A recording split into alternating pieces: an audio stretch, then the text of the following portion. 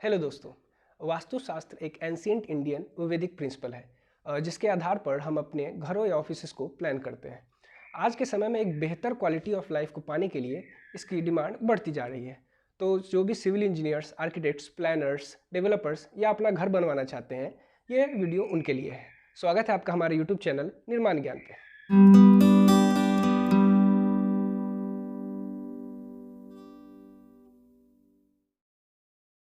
वास्तु को समझने के लिए हमें ये समझना सबसे ज़्यादा ज़रूरी है कि हमारा जो ब्रह्मांड है ये 5 तत्वों से मिलकर बना हुआ है, और जब तक कि इन पांचों तत्वों का संतुलन ना यूनिवर्स में जब तक कि सही नहीं होगा, तब तक कि ना यूनिवर्स स्थिर रह सकता है। तो ठीक वैसे ही इन पांचों तत्वों को हमें अपने घर में भी इनका जो प्रोपोर्शन है उसका एक बैलेंस बनाना पड़ता है, ताकि घर में स्थिरता रहे और आप एक प्रोग्रेस की तरफ बढ़े। तो ये 5 तत्व कौन कौन से हैं? पहला तत्व है फायर, फिर वाटर, फिर अर्थ, फिर एयर और स्काई। अब इन सारे के बारे में मैं थोड़ा जल्दी से आपको ये बता दूं कि फायर चूँकि अग्नि का प्रतीक है, और अग्नि का इस्तेमाल हम अपने घर में अलग अलग तरीके से करते हैं, जैसे खाना बनाने के लिए, अपने आप को गर्म रखने के लिए। तो इसलिए इसका एक प्रोपोर्शन होना हमारे घर में बहुत ज़रूरी है। अगर अग्नि बहुत ज़्यादा होगा तो भी आपके लिए परेशानी है, और अगर कम होगा तो भी आपको परेशानी है। तो इसी वजह से अग्नि का एक प्रोपोर्शन होना ज़रूरी है। दूसरा हम लोग आते हैं वाटर। हम सभी जानते हैं कि हमारी जो पृथ्वी है वो 1/3 हिस्सा पानी से बना हुआ है, और वैसे ही हमारा शरीर का भी 70% जो है वो पानी है।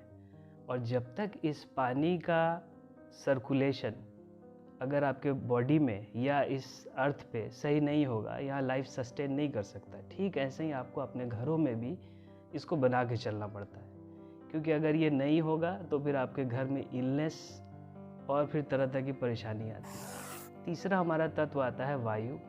वायु, जैसा कि हम जानते हैं, ये एक तरीके से कैरियर का काम करता है। ये कैरियर का मतलब हो गया जैसे कि वायु एक जगह से दूसरी जगह धूल कण, उसके बाद आपको पानी और पौधे के जो पॉलन ग्रेन्स होते हैं इसको ट्रांसफ़र करने का काम करता है। और जब पौधे का पॉलन ग्रेन्स एक जगह से दूसरी जगह ट्रांसफ़र होता है, जिसकी वजह से पौधों में रिप्रोडक्शन होता है और फिर वहाँ से एक पौधा विकसित होता है। तो इस वजह से एयर का भी बहुत ज़्यादा एक अहम रोल है, जिसको बैलेंस करने के लिए घरों में एक अच्छा वेंटिलेशन, खिड़की दरवाज़ों की सही चौड़ाई होना बहुत ही ज़्यादा ज़रूरी है। उसके बाद हमारा चौथा तत्व आता है अर्थ। अर्थ का मतलब ये है कि ये बात हम सभी जानते हैं कि किसी भी चीज़ को प्रगति करने के लिए, चाहे वो एक पौधे का बीज हो या हमारी ज़िंदगी हो, हमें ज़मीन से जुड़ना बहुत ज़रूरी है। जब तक आप ज़मीन से नहीं जुड़ते हैं, वहाँ पे प्रोग्रेस होने की संभावना नहीं होती है। अब पहले के समय में तो लोगों का घर इतना बड़ा होता था कि जिसमें लोगों के पास कोर्टयार्ड होता था या फिर गार्डन होता था, तो वहाँ कुछ ना कुछ हिस्सा अर्थ का मिल जाता था, जहाँ लोग अपने आप को नेचर से कनेक्ट करते थे। लेकिन आज के समय में क्या हो रहा है कि घरों का साइज़ छोटा होता जा रहा है, तो जिसकी वजह से हम लोग जो है उसको कनेक्ट नहीं कर पाते हैं। लेकिन एटलीस्ट हम लोग इतना ज़रूर कर सकते हैं कि हमारी जो बालकनीज़ होती हैं या बहुत सारे इंडोर प्लांट्स होते हैं, उनको अपने घरों में लगाएं, ताकि आप प्रकृति से जुड़े रहें। उसके बाद 5वां तत्व आता है हमारा स्काई। स्काई यहाँ पे एक स्पेस का प्रतीक है। अब ये चारों तत्वों के सही समागम के लिए हमें एक स्पेस की ज़रूरत होती है। अगर हम इसको घर के रिस्पेक्ट में बात करें, तो घर का जो सेंट्रल हिस्सा है ना, वो आपका एक स्पेस है, जहाँ पे इन चारों तत्वों का सही मात्रा में मिलना बहुत ज़रूरी है। ये जब मिलेगा, फिर वहाँ से आपके लिए प्रगति होना आवश्यक है वहाँ से जो है। तो आप इन सारे एलिमेंट्स को समझ गए, और ध्यान रहे कि इन सारे एलिमेंट्स का हमें सही मात्रा में घर में फ्लो बनाए रखना है, ताकि उन्नति और प्रगति आपकी बनी रहे। उसके बाद तो अब इन 9 हिस्सों के आधार पे जब हम अपने प्लॉट को बांटते हैं, तो वास्तु का जो एक बेसिक प्रिंसिपल कहता है, उसके हिसाब से कि घर के अलग अलग हिस्सों को किस तरह से प्लेस करना चाहिए, वो आप इस इमेज के माध्यम से आप देख सकते हैं। जैसे कि आपका नॉर्थ है, तो नॉर्थ वास्तु के हिसाब से entrance, open space, living room, treasury और बाथरूम के लिए बढ़िया होता है। उसके साथ ही अगर नॉर्थ ईस्ट की बात करें तो यहाँ पे भी entrance, temple, living room, balcony, veranda, underground water tank और ओपन स्पेस होना ज़रूरी है। चूँकि ये एक पॉजिटिव एनर्जी का पोर्शन होता है तो इसलिए नॉर्थ ईस्ट में ओपन स्पेस आप डाल सकते हैं। अगर एग्जैक्टली ईस्ट की बात करते हैं तो ईस्ट में आपका entrance, living room, open space, bathroom, guest room और स्टडी रूम आप रख सकते हैं। स्टडी रूम के लिए ये सबसे बढ़िया पोजीशन है क्योंकि यहाँ पे मॉर्निंग सन आता है, पॉजिटिव एनर्जी अच्छी होती है, जिससे आपके बच्चे के अगर वहाँ पे स्टडी करता है तो उसका डेवलपमेंट अच्छा होता है ब्रेन का। साउथ ईस्ट चूँकि अग्नि कोण है, गर्म कोण है, इसलिए यहाँ पे किचन, इलेक्ट्रिक मीटर, जनरेटर या आप स्टोर रूम भी डाल सकते हैं। उसके बाद साउथ की अगर बात करें तो साउथ में बेडरूम है, स्टेयरकेस है, स्टोर रूम है, क्लोज्ड है और यहाँ पे लेस ओपन स्पेस देना। ओपन स्पेस यहाँ ज़्यादा नहीं रखना है क्योंकि ये हिस्सा गर्म होता है, तो इसलिए ये साइंटिफिकली भी ठीक नहीं है क्योंकि जो सूरज का जो इफ़ेक्ट होता है वो सबसे ज़्यादा साउथ में होता है, तो यहाँ पे आपको इस हिस्से को कम रखना चाहिए। उसके बाद साउथ वेस्ट की बात करें तो साउथ वेस्ट वास्तु के हिसाब से भारी होना चाहिए और इसलिए वहाँ पे हम ऐसी चीज़ों को लेकर के जाते हैं जो कि भारी हो, जैसे कि मास्टर बेडरूम। चूँकि जो घर का ओनर है वो सबसे एक वेटेड पर्सन होता है उस घर का, इसलिए मास्टर बेडरूम को हम लोग साउथ वेस्ट में लेकर के जाते हैं। वैसे ही यहाँ पे कैश कबर्ड, वार्डरोब्स, कोई हैवी आइटम या स्टेयरकेस का ब्लॉक भी हम लोग यहाँ लेकर आते हैं क्योंकि स्टेयरकेस में क्या है कि उसका जो ममटी है या स्टेयर रूम में जब उस जगह पे जाएगा तो ऑटोमेटिक वो जगह भारी हो जाती है। उसके बाद इसमें ओवरहेड टैंक भी डाल सकते हैं, जो आपका डोमेस्टिक यूज का पानी का जो टैंक है उसको यहाँ पे हम लोग डाल सकते हैं। इससे ये पोर्शन भारी भी हो जाता है और आपका वास्तु फुलफिल करता है। उसी तरह अगर वेस्ट की बात करें तो यहाँ पे डाइनिंग रूम, यहाँ भी ओवरहेड टैंक दे सकते हैं। स्टडी रूम और टॉयलेट और सेप्टिक के लिए भी ये पोजीशन बढ़िया रहता है। एट लास्ट अगर नॉर्थ वेस्ट की बात करें तो यहाँ guest room, children room, dining, toilet या सेप्टिक टैंक भी दे सकते हैं और पार्किंग भी दे सकते हैं। और जो सेंटर स्पेस है आपके घर का, जिसको ब्रह्मस्थान भी बोलते हैं, और जैसा कि पहले मैंने बता चुका हूँ कि यहाँ पे सारे तत्वों का समागम होता है, इसलिए ये स्पेस खाली होना चाहिए। तो यहाँ पे ओपन स्पेस छोड़ें। इसके बाद ये तो वो बात थी जो कि एक वास्तु का बेसिक प्रिंसिपल है। जो लोग प्रैक्टिस करते हैं, जो प्लानिंग डिज़ाइनिंग में है या आर्किटेक्ट्स हैं, अगर सिविल इंजीनियर्स हैं या कोई अपना फर्म चला रहे हैं, तो उनको ये बात बहुत बेहतर पता है कि आपके पास जो एक वास्तु की एक डायग्राम होती है जिसमें एक बेसिक लेआउट उसके हिसाब से प्रिस्क्राइब किया जाता है। जब आप उसके अनुसार काम करेंगे तो आपको दिक्कत आती है प्लानिंग में। आज के समय में लोगों का रिक्वायरमेंट्स और लाइफस्टाइल जिस तरह से बदल चुका है, आप अगर 100% वास्तु के हिसाब से जाएंगे इसको प्लेस करने तो शायद वो मुमकिन नहीं है। तो हमारा जो मकसद यही है कि हम उसको किस तरीके से वास्तु में थोड़ा सुधार करते हुए या फिर उसमें छेड़छाड़ करते हुए किस तरीके से हम उसको साइंटिफिकली करेक्ट कर सकते हैं, वो चीज़ अभी हम सीखेंगे। तो अभी तो आपने ये जान लिया कि वास्तु के हिसाब से बेसिक चीज़ों को हम कहाँ प्लेस कर सकते हैं। लेकिन अब प्रॉब्लम कहाँ आती है कि जैसे अगर आप बेडरूम की बात करें तो वास्तु के हिसाब से बेडरूम ये कहता है, बेडरूम का प्रिंसिपल ये कहता है कि आप चिल्ड्रेन रूम नॉर्थ ईस्ट में डालें, साउथ ईस्ट में कोई भी बेडरूम नहीं डालना है क्योंकि ये गर्म हिस्सा होता है। बाकी साउथ वेस्ट में मास्टर बेडरूम है और गेस्ट रूम है और गर्ल्स रूम भी आप डाल सकते हैं नॉर्थ वेस्ट में। तो मोटी मोटी अगर इस चीज़ को देखी जाए तो आप साउथ ईस्ट पोर्शन को छोड़ करके बाकी किसी भी हिस्से में आप बेडरूम डाल सकते हैं। उसके बाद इसमें आता है स्लीपिंग पोजीशन को लेकर। स्लीपिंग पोजीशन की बात करें तो वास्तु के अनुसार भी और साइंटिफिकली भी सिर्फ एक ही पोजीशन है जिसमें आपका सर नॉर्थ की तरफ होता है और पैर साउथ की तरफ होता है, जो कि नहीं होना चाहिए। बाकी किसी भी पोजीशन पे आप अपना स्लीपिंग पोजीशन ऑर्गेनाइज कर सकते हैं। इसमें जो सबसे बेस्ट होता है वो आपके लिए दो पोजीशन सबसे बेस्ट है। वो ईस्ट, चूँकि उधर से पॉजिटिव एनर्जी का सोर्स आता है तो वो आपके लिए सबसे बढ़िया है, और साउथ भी सबसे बढ़िया है। ये स्लीपिंग पोजीशन की बात हो गई। इसके बाद हम लोग आते हैं पूजा और किचन के पोजीशन को लेकर के। पूजा और किचन का पोजीशन बहुत फिक्स है और इसमें हम लोग बहुत ज़्यादा छेड़छाड़ कर भी नहीं सकते। तो जो लोग भी प्रैक्टिस कर रहे हैं उनको इसी के हिसाब से इनको फॉलो करना चाहिए। पूजा के लिए जो सबसे बेस्ट और फर्स्ट पोजीशन है वो नॉर्थ ईस्ट है। बट इन केस अगर आपको प्लानिंग में प्रॉब्लम आ रही है कि नॉर्थ ईस्ट कॉर्नर पे कई बार एंट्रेंस आ जाता है या कोई और चीज़ आ गई कि आप वहाँ प्लेस नहीं कर सकते हैं, तो आप इसको नॉर्थ में भी कर सकते हैं, यहाँ तक कि आपके लिए ईस्ट में भी कर सकते हैं। ईस्ट आपके लिए सेकंड पोजीशन, ईस्ट का मतलब हो गया ईस्ट इन सेंटर, और ये आपके लिए सेकंड पोजीशन होगा, और नॉर्थ आपके लिए थर्ड पोजीशन होगा। तो 3 पोजीशंस ऐसे हैं जहाँ पे आप अपने लिए पूजा प्लान कर सकते हैं। उसके बाद आपका आता है किचन। किचन के लिए हमारे पास बहुत ज़्यादा ऑप्शन नहीं है वास्तु के हिसाब से। वास्तु में जो फर्स्ट पोजीशन, जो एक्सलेंट पोजीशन माना जाता है, वो आपका साउथ ईस्ट है, और जो सेकंड बेस्ट पोजीशन माना जाता है वो नॉर्थ वेस्ट है।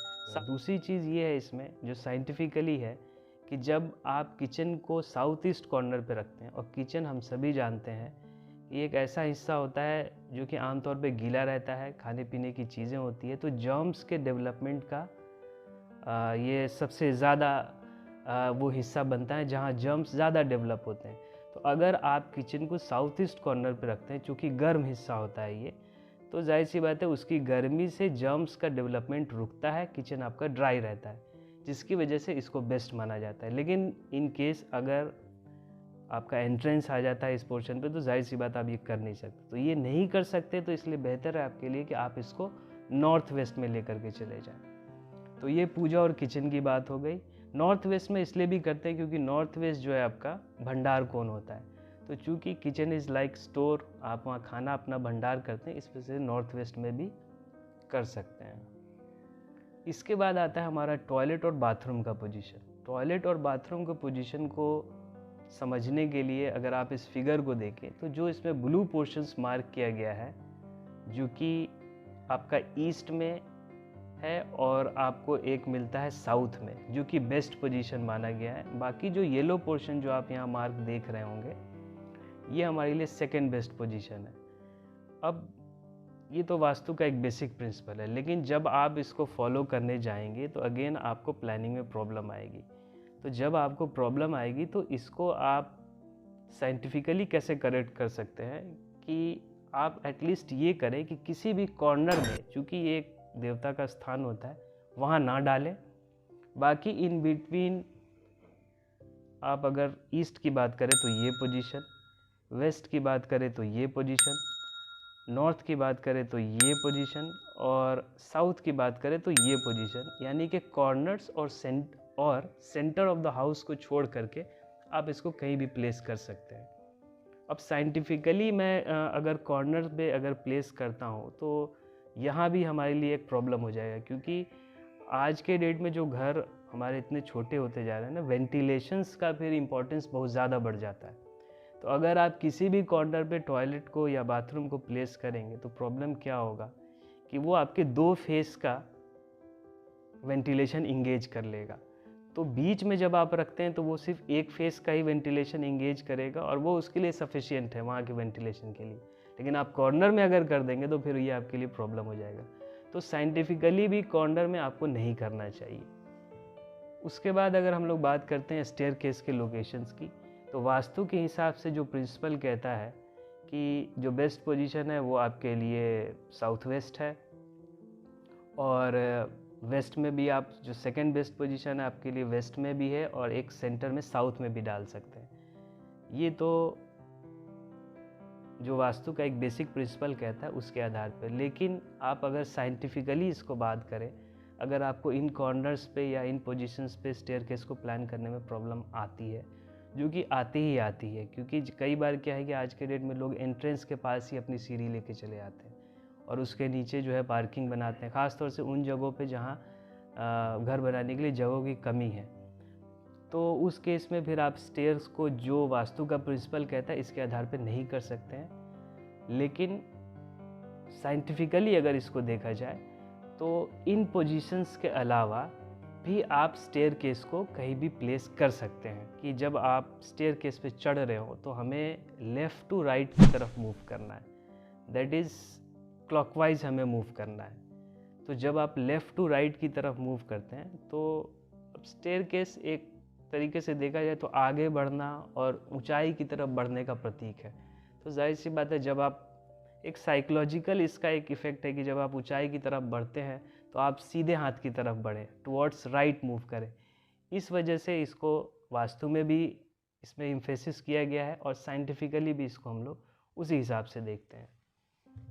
उसके बाद हम लोग आते हैं सेप्टिक टैंक के लोकेशंस के लिए। अक्सर छोटे घरों में सेप्टिक टैंक के पोजीशन को लेके सबसे ज़्यादा प्रॉब्लम आती है कि सेप्टिक टैंक का पोजीशन हम लोग करें कहाँ। अब वास्तु के हिसाब से तो ये है कि भाई आप सेप्टिक टैंक को घर के बाउंड्री के अंदर या घर का जो आउटर वॉल है उसके अंदर होना ही नहीं चाहिए, लेकिन आज के डेट में ये मुमकिन नहीं है कि आप इसको जो है बाहर कहीं ले कर के जाए, क्योंकि प्लॉट्स बहुत छोटे हैं। तो उसके आधार पे अगर देखा जाए तो एटलीस्ट हम लोग क्या कर सकते हैं कि एक साइंटिफिकली और वास्तु को कुछ बैलेंस किया जाए। तो हमारे पास कुछ पोजीशंस हैं, जैसे कि नॉर्थ की अगर बात करें तो नॉर्थ के जो वॉल है उससे लग करके, उससे सटा हुआ, यानी कि उससे अटैच आपका सेप्टिक टैंक नहीं होना चाहिए। बट इन केस अगर वहाँ पे डालने की ज़रूरत आ पड़ी है या कोई और ऑप्शन नहीं है, तो एटलीस्ट आप उस वॉल से कुछ 2 फीट 3 फीट 4 फीट जितना भी बन सकता है पॉसिबिलिटी वहाँ पर, वो छोड़ के आप डाल सकते हैं। नॉर्थ ईस्ट कॉर्नर चूँकि बहुत ज़्यादा पायस कॉर्नर होता है, यहाँ पे बिल्कुल भी नहीं डालें। ईस्ट में हमारे पास पोजीशन है कि दोनों कॉर्नर को छोड़ दे, अगर नॉर्थ ईस्ट और ये साउथ ईस्ट को छोड़ दे तो ईस्ट के सेंटर में भी डाल सकते हैं। लेकिन अगेन आपको बात यहाँ पे ध्यान रखनी होगी कि ईस्ट की आउटर वॉल से अटैच ना करें। साउथ में हमारे पास वास्तु के हिसाब से कोई भी पोजीशन नहीं है जहाँ पे हम इसको डाल सकते हैं। वेस्ट की अगर बात करें तो वेस्ट में वेस्ट की दीवार से लगाकर बिल्कुल हम लोग डाल सकते हैं, ये बेस्ट पोजीशन है सेप्टिक टैंक के लिए। सिमिलरली अगर नॉर्थ वेस्ट की बात करें तो नॉर्थ वेस्ट कॉर्नर पे बिल्कुल नहीं जाएगा, लेकिन अगर मजबूरी है कि नहीं यार यहाँ डालना ही, तो एटलीस्ट ये करें कि कॉर्नर को 2 फीट 3 फीट जितना भी हो सके संभव उसको वहाँ से छोड़ दें और वेस्ट की दीवार से लगाए। इस डायग्राम के माध्यम से आपको ये चीज़ समझने में आसानी होगी। टैंक आपके बाउंड्री वॉल के अंदर ही होता है, तो एटलीस्ट हम लोग इतना तो ज़रूर कर सकते हैं कि सेप्टिक टैंक के ऊपर कुछ प्लांटर्स लगा दें, क्योंकि वो प्लांटर्स क्या करता है कि वहाँ की जो नेगेटिव एनर्जी है उसको वो एब्जॉर्ब करता है, तो वो फिर आपके लिए कहीं ना कहीं घर में वो बैलेंस बना के चलता है। तो एटलीस्ट हम लोग इतना कर सकते हैं सेप्टिक टैंक के केस में। उसके बाद आता है हाउस एंट्रेंस लोकेशन। आज के डेट में जो सबसे ज़्यादा वास्तु के लेकर कन्फ्यूज़न है वो हाउस के एंट्रेंस को लेकर के है। अब वास्तु के हिसाब से हम सभी जानते हैं कि जो सबसे बेस्ट पोजीशन है घर के एंट्रेंस के लिए वो नॉर्थ है और ईस्ट है और नॉर्थ ईस्ट है। लेकिन कई बार लोगों का ये सवाल रहता है कि मेरा प्लॉट जो है वेस्ट फेसिंग है या साउथ फेसिंग है, तो हम कैसे घर बनाएं, या फिर इसको हम लोग क्या करना चाहिए कि हम लोग के घर में वास्तु दोष नहीं आए।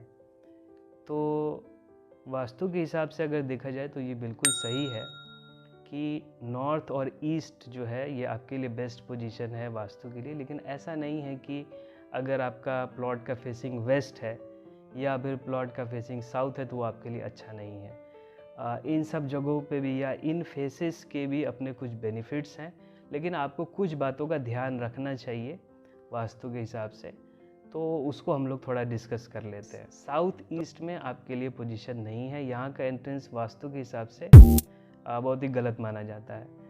और साउथ ईस्ट का एंट्रेंस आपके घर में अगर औरतें हैं तो उनके हेल्थ के लिए ये अच्छा नहीं है। लेकिन अगर मजबूरी है कि यार अगर मेरा घर साउथ फेस का है और या ईस्ट फेस का है और किसी प्लानिंग में ऐसी बाधा आ रही है कि नहीं आपको हर हाल में साउथ ईस्ट में ही डालना है, तो आप एटलीस्ट ये कर सकते हैं कि एकदम कॉर्नर में नहीं डाल करके एटलीस्ट वहाँ से कुछ 2 फीट 3 फीट हट करके आप अगर गेट डालते हैं तो भी आपके लिए काम हो जाएगा। वैसे ही अगर हम लोग साउथ की बात करें तो साउथ में भी एकदम साउथ के सेंटर पोजीशन पे, यानी कि यहाँ हम लोग गेट नहीं दे सकते हैं, लेकिन अगर मजबूरी देने का आता है तो एटलीस्ट हमें कोशिश करना है कि सेंटर से हट के, यानी कि may be towards south east थोड़ा सा या टुवर्ड्स साउथ वेस्ट इसको हम लोग शिफ्ट कर सकते हैं। वेस्ट की बात करें तो वेस्ट फेसिंग गेट सेंटर में नहीं देना है, लेकिन टुवर्ड्स थोड़ा सा नॉर्थ वेस्ट की तरफ आप बढ़ के इसको दे सकते हैं। नॉर्थ वेस्ट का जो एंट्रेंस है, जो कि ये एंट्रेंस है, ये बहुत ही आइडियल माना जाता है। नॉर्थ का जो पोजीशन है, चूँकि ये हाई एनर्जी जोन है तो ये गुड लक के लिए बढ़िया है वास्तु के हिसाब से। नॉर्थ ईस्ट की अगर बात करें तो ये उन लोगों के लिए अच्छा है जो कि फाइनेंस सेक्टर में है, उनके लिए ये बहुत अच्छा है। ईस्ट की अगर बात करें, जो सेंट्रल पोजीशन यहाँ अगर देख रहे हैं हम लोग, तो इसमें उन लोगों के लिए बढ़िया है जो कि ऐसे पोजीशन पे है जहाँ आपके पास पावर है, अथॉरिटी है, या आप पब्लिक सर्विस में है या एडमिनिस्ट्रेशन में है, तो उनके लिए ये पोजीशन बहुत ही बढ़िया है। साउथ की बात करें तो साउथ में उन लोगों के लिए अच्छा है जो कि सोशल लाइफ से ज़्यादा जुड़े हुए हैं। यही वजह है कि आज के ज़माने में ज़्यादातर एक्टर एक्ट्रेस या जो सेलिब्रिटीज़ होते हैं वो इसको प्रेफर करते हैं कि उनका घर साउथ फेसिंग हो। साउथ फेसिंग अगर आप हिंदुस्तान के उन क्षेत्रों में रहते हैं जहाँ ठंड ज़्यादा रहती है, तो उनके लिए भी अच्छा है, क्योंकि साउथ फेसिंग घर में आपको जो सन का इफ़ेक्ट है वो ज़्यादा होता है, और सन कहीं ना कहीं आपके लिए विटामिन डी का भी सोर्स है, तो साउथ फेसिंग घर भी आप ले सकते हैं। और वेस्ट की अगर बात करें तो वेस्ट फेसिंग घर उन लोगों के लिए अच्छा है, क्योंकि वेस्ट में क्या है कि सूरज डूबता है, और का काम ऐसा है जहाँ उन्हें शांत रहने की ज़रूरत है। जैसे कि जो लीडर्स होते हैं उनका शांत रहना बहुत ज़रूरी है, तो उनके लिए ये प्रेफर किया जाता है। उसके बाद अगर कोई पॉलिटिशियन, तो वो बता दिया मैंने, टीचर है अगर कोई, वहाँ भी शांत रहना ज़रूरी है। और या कोई रिलीजियस लीडर है, तो उनके लिए भी बेहतर होता है कि आप वेस्ट फेसिंग में आप अपने लिए प्लॉट चुन सकते हैं, या घर की प्लानिंग का एंट्रेंस इधर दे सकते हैं। जो डोर का विड्थ है, that should be half the length of the door. That is, अगर इसमें देखें हम लोग, अगर ये लेंथ एल है, फॉर एग्जांपल अगर इसको हम लोग मान लेते हैं, अगर ये 8 फीट की हाइट हम लोग लेते हैं डोर की, तो मिनिमम 4 फीट का उसका विड्थ होना चाहिए। मिनिमम 4 फीट में भी आप इसको 5 भी कर सकते हैं, और अगर 7 फीट है तो 3.5 फीट होना चाहिए। उस हिसाब से इसको हम लोग कर सकते हैं। उसके बाद कुछ और टिप्स की बात करें छोटी छोटी, वो मैं आपको देना चाहूँगा जल्दी जल्दी में, कि फ्रंट डोर में एंट्रेंस के लिए लोग आजकल इलेक्ट्रिक बेल का यूज़ करते हैं, उसको अवॉइड करना चाहिए। उसकी जगह पे आप घंटी या फिर कुछ मेटल जो नॉकिंग डोर्स होते हैं इस तरह का, आप वो यूज़ कर सकते हैं। स्टेप्स आपको वहाँ पे बहुत ही कंफर्टेबल रखने हैं। नॉर्मली जो 10 इंच का स्टेप हम लोग रखते हैं, अगर आपके पास स्पेस है घर के आगे तो बेहतर है उसको 1 फीट या फिर 15 इंच या 1.5 फीट तक भी आप उसको कर सकते हैं, वो कंफर्टेबल होना चाहिए। शू रैक बिल्कुल भी नहीं होना चाहिए। आज के डेट में लोगों में एक चीज़, एक फैशन है कि एंट्रेंस के पास ही वो अपना जूता उतारते हैं। साइंटिफिकली ये कहीं ना कहीं सही भी है, क्योंकि आपके जूते जो हैं वो कहीं ना कहीं गंदी चीज़ें घर में ला रहे हैं, तो बेहतर है उसको घर के ही पास उतार दो। लेकिन वास्तु के हिसाब से अगर इसको बैलेंस करने के लिए किया जाए तो एटलीस्ट आप इस तरह का इसमें जो है कवर्ड कैबिनेट यूज़ कर सकते हैं, सो दैट कि वो रेगुलर दिखाई ना दे। बट ये है कि कैबिनेट्स आपके जालीदार होने चाहिए, सो दैट कि जो स्मेल है उसका वहाँ से वो निकलता रहे। उसके बाद आजकल जो हम लोग यूज़ करते हैं, और सही भी है, कि एंट्रेंस डोर पे हम लोग एक डोर मैट यूज़ करते हैं। और डोर मैट अच्छा है क्यों ना कहीं, क्योंकि वो कहीं ना कहीं आपका जो डस्ट है आपके जूते चप्पल में लगा हुआ उसको वो एब्जॉर्ब करता है, तो साइंटिफिकली भी ये सही है। और अगर वो आपके डोर मैट्स कुछ रंगोली पैटर्न के हो, तो वो वास्तव में उसको और ज़्यादा प्रेफर किया जाता है। उसके बाद डोर पे आपके प्रॉपर लाइटिंग होना चाहिए, क्योंकि ये एंट्रेंस का डोर है और लाइट एक वेलकम फील देता है, तो वहाँ पे ख़ास तौर से ध्यान रखें कि अंधेरा ना हो। तो लोग आजकल एंट्रेंस के पास मिरर लगाते हैं, तो उससे एक बेनिफिट तो ये है कि आप जब घर से बाहर निकल रहे हैं तो आप अपने आप को वेल ड्रेस्ड देखते हैं, तो आपका कॉन्फिडेंस लेवल बढ़ता है। या फिर कोई चीज़ अगर आपके पर्सनालिटी में मिसिंग है, तो चलते चलते आप उसको मिरर में देख लेते हैं, तो उससे आपको फ़ायदा होता है कि आप उसको ठीक कर सकते हैं। लेकिन वास्तु के हिसाब से ये चीज़ ठीक नहीं माना जाता है। लेकिन आप एटलीस्ट साइंटिफिकली ये कर सकते हैं कि मिरर का पोजीशन इस तरह से प्लेस करें कि जब आप घर से बाहर निकल रहे हो तो आपको मिरर दिखे सामने, लेकिन जब घर में आप एंटर कर रहे हो तो उस टाइम आपके सामने मिरर ना हो। क्योंकि घर के एंट्रेंस पे डैमेज डोर नहीं होना चाहिए। कई बार ये होता है कि दरवाजे में दीमक लग जाता है, तो आपको रेगुलर चेक करते रहना चाहिए कि डैमेज डोर ना हो। और साइंटिफिकली भी नहीं होना चाहिए, क्योंकि अगर डैमेज डोर है, कभी आपने उसको ओपन किया और वो आपके ऊपर गिर गया तो कोई मिसहैप हो सकता है, या बच्चे भी होते हैं घर में, तो इस वजह से उसको रेगुलर चेक करना चाहिए। और उसके बाद ये अवॉइड डस्टबिन्स। आज के डेट में लोग क्या करते हैं कि घर के बाहर गेट पे कूड़े का डब्बा रख देते हैं। वो कहीं ना कहीं उनके लिए सहूलत भी है कि वो कूड़े वाला आता है और उसको ले करके चला जाता है, लेकिन वास्तु के हिसाब से ठीक नहीं है और होना भी नहीं चाहिए कि आप घर के एंट्रेंस पे कोई गंदी चीज़ रखें। लेकिन आज का लाइफस्टाइल ऐसा है कि आपके पास मजबूरी है उस चीज़ की, तो मजबूरी है तो आप कम से कम इतना तो कर ही सकते हैं कि उसको ऐसी थोड़ा साइड करके रखें और उसको ढक करके रखें। चैनल को सब्सक्राइब कर दें ताकि इन टॉपिक्स पे आने वाली कंस्ट्रक्शन से रिलेटेड वीडियोस की जानकारी आपको मिलती रहेगी। धन्यवाद।